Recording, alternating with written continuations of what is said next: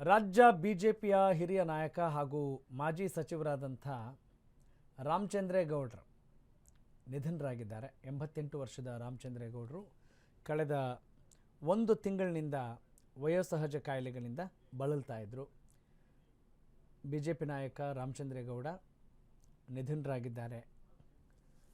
ರಾಜಾಜಿನಗರದ ಆಸ್ಪತ್ರೆಗೆ ದಾಖಲಾಗಿ ಚಿಕಿತ್ಸೆ ಪಡಿತಾ ಇದ್ದರು. ಆದರೆ ಚಿಕಿತ್ಸೆ ಫಲಕಾರಿ ಆಗಲಿಲ್ಲ.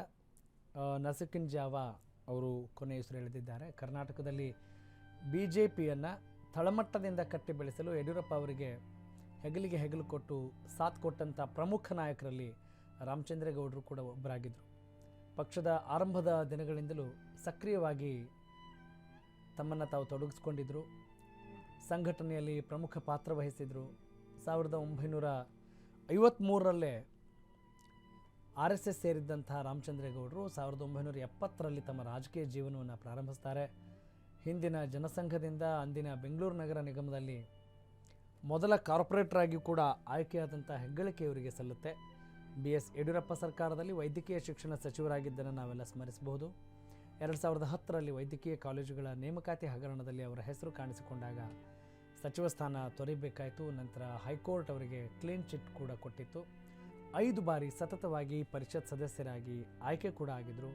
2018ರಲ್ಲಿ ಸಕ್ರಿಯ ರಾಜಕಾರಣದಿಂದ ನಿವೃತ್ತಿ ಪಡಿತಾರೆ.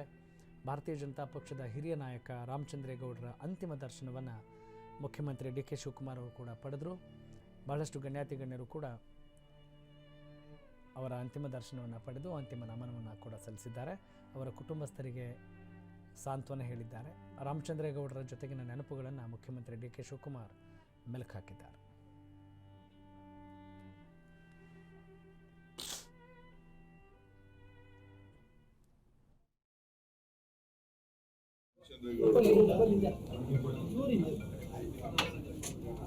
ಇಷ್ಟ ಪ್ರಾಮಾಣಿಕ ರಾಜಕಾರಣಿ,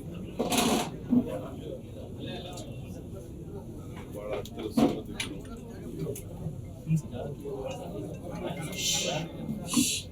ಕಾರ್ಪೊರೇಟ್ ಆಗಿ ಬೆಂಗಳೂರು ನಗರದಲ್ಲಿ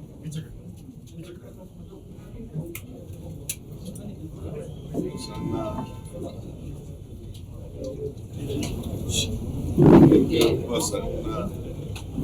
ಆಗಲಿಗೂ ಕೂಡ ಗೌರವ ಕೊಟ್ಟು ಅವರ ಜೊತೆ ಬೆಳೆದು ಅವರ ಕಷ್ಟ ಸುಖಗಳನ್ನ ಸೇವೆಯನ್ನು ಮಾಡ್ಕೊಂಡು ಬಂದಿರ್ತಾರೆ. ಬೆಂಗಳೂರು ನಗರದ ಎಲ್ಲ ಸಮಸ್ಯೆಗಳು ಕೂಡ ತಿಳಿದಂಥ ಒಬ್ಬ ವ್ಯಕ್ತಿ. ಅವರು ವಿಧಾನ ಪರಿಷತ್ನಲ್ಲಿ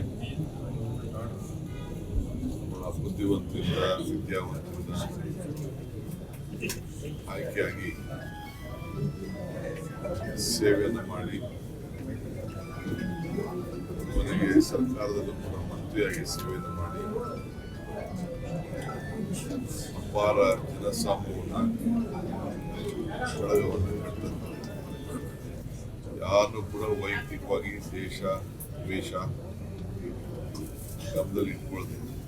ಯಾರನ್ನು ಕೂಡ ಏನು ಅವರ ಮನಸ್ಸಿಗೆ ಬರ್ತದೆ ಸಮಾಜದ ಹಿತಕ್ಕೆ ಮಾತಾಡ್ತಿದ್ದನ್ನು ನಾವೆಲ್ಲ ನೋಡಿದ್ದೇವೆ.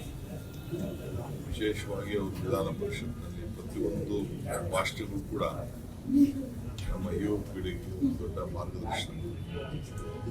ಅವರು ಅವರ ಚೌಕಟ್ಟು ಬಿಟ್ಟು ಎಲ್ಲೂ ಕೂಡ ಯಾವ ಮಾತು ಕೂಡ ಎಲ್ಲೂ ಆಡ್ತಿರಲಿಲ್ಲ.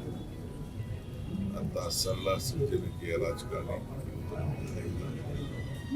ಸರ್ಕಾರ ನಮ್ಮ ಕುಟುಂಬಕ್ಕೆ ಮತ್ತು ಅವರೆಲ್ಲ ಅಭಿಮಾನಿಗಳಿಗೆ ಬಹಳ ದುಃಖದಲ್ಲಿ ನಾವು ಕೂಡ ಭಾಗಿಯಾಗಿದ್ದೇವೆ.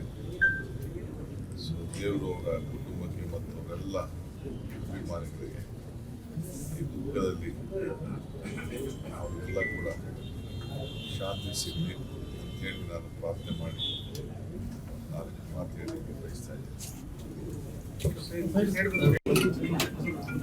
ರಾಮಚಂದ್ರೇಗೌಡ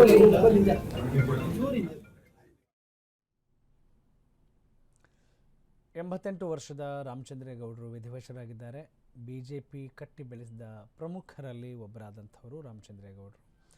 ಅವರ ಅಗಲಿಕೆಯಿಂದ ನಿಜಕ್ಕೂ ಕೂಡ ಅವರ ಕುಟುಂಬಸ್ಥರಿಗೆ ಅಷ್ಟೇ ಅಲ್ಲದೆ ಆ ಪಕ್ಷದಲ್ಲೂ ಕೂಡ ಒಂದು ರೀತಿಯಾದಂಥ ಸೂತಕದ ಛಾಯೆ ಆವರಿಸಿದೆ ಅಂತ ಹೇಳಿದರೆ ತಪ್ಪಾಗಲಿಕ್ಕಿಲ್ಲ. ಪಕ್ಷಾತೀತವಾಗಿ ಎಲ್ಲ ಗಣ್ಯರು ಕೂಡ ಆಗಮಿಸಿ ಅಂತಿಮ ನಮನವನ್ನು ಸಲ್ಲಿಸ್ತಾ ಇದ್ದಾರೆ.